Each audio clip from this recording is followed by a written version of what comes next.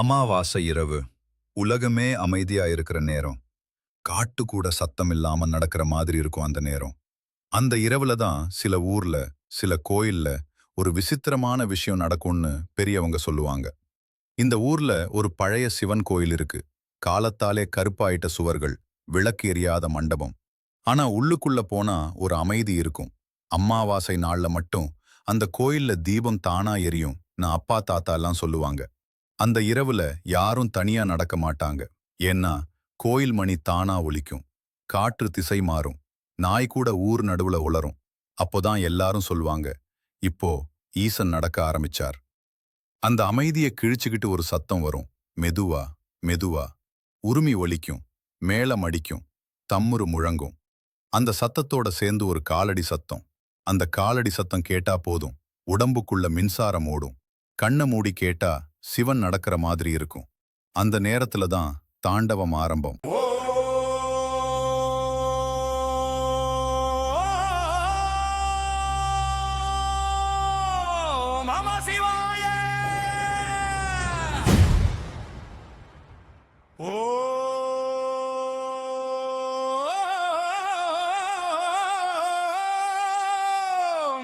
சிவாய.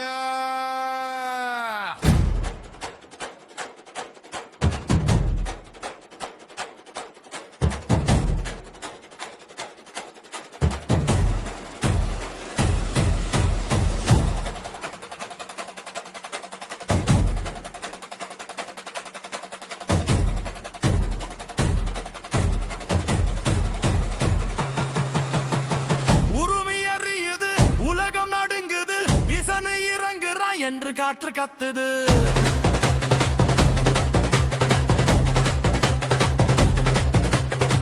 மேளம் வெடிக்குது, நெஞ்சம் துடிக்குது.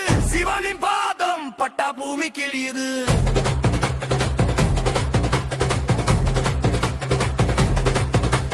கைலாசம் உடைந்தது, காலம் ஓடிச்சு.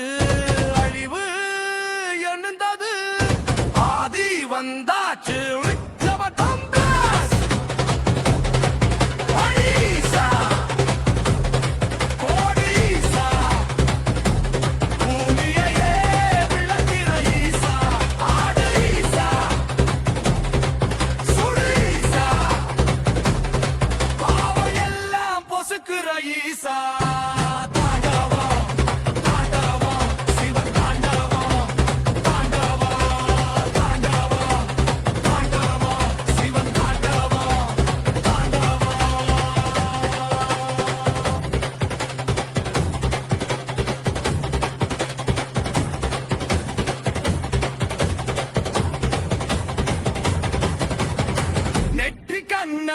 திறந்த நெருப்பு மழை.